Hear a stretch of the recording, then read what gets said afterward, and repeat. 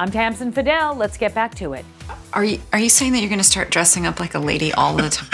No, honey, all my life. My whole life I've been dressing up like a man. This is me. Remember the show Transparent from a few years back on Amazon Prime? The story of a dysfunctional family and how their lives change when they find out their dad is a trans woman. Now, Transparent has been made into a brand new musical. Paul's here with the story.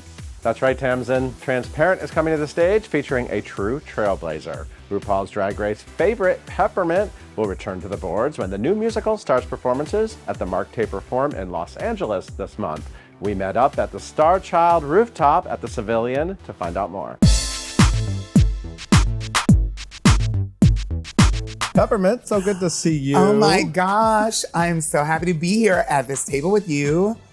You know, I first met you 5 years ago. You were on Broadway. 5 years ago, you made your Broadway debut.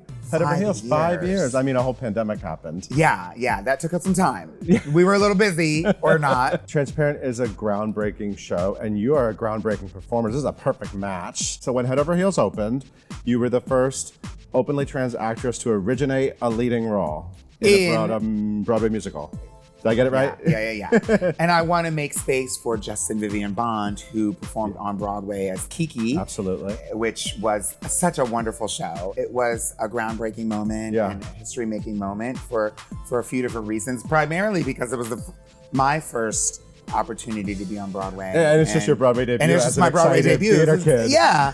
And I'm a theater kid, and I went to music theater school. And so it was really full circle. Yeah, at that point, you had just finished Drag Race, and you were the first trans contestant on Drag Race. First out trans contestant to enter the workroom. It's so specific these days, you know? And I was out when I auditioned for the show, which I think is different than some other people's experiences. Yeah. And there's a lot of titles to your career, you know? It's like the pressure.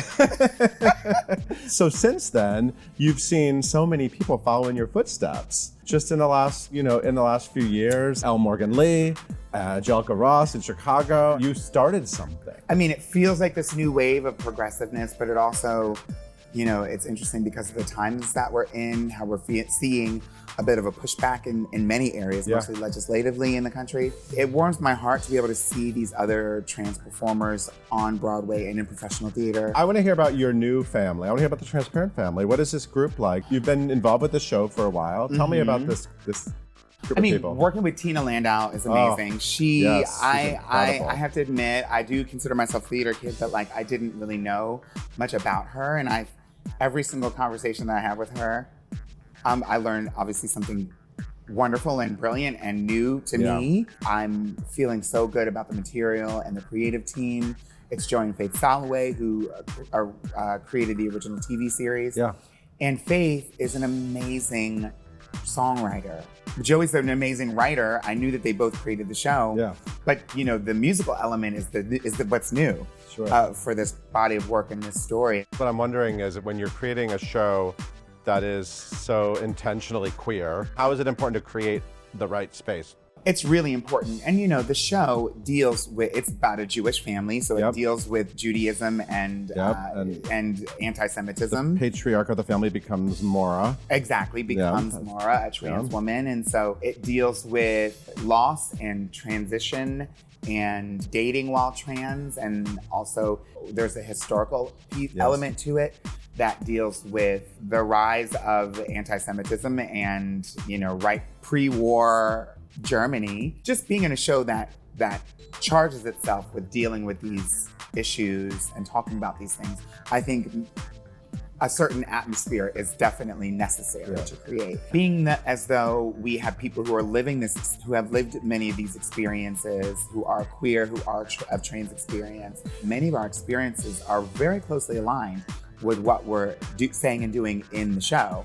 And so there is sort of a blurring of the lines, and it can become triggering for people. Doing the work to find ourselves means that we've accessed a lot of things and gone through a lot of things that had we not been trans, we probably would not have had to go through. That, coupled with the fact that many of the actors in the room, especially the older trans actors in the room, haven't had the experience of working as a trans person.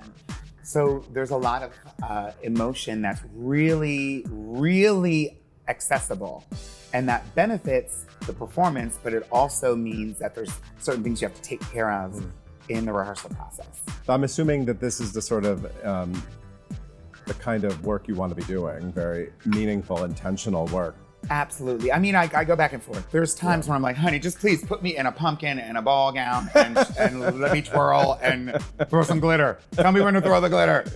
I think this is work that just needs to be done. I think it's important that we have projects and art to help change the hearts and minds of people. And so that's why I'm really excited about this show.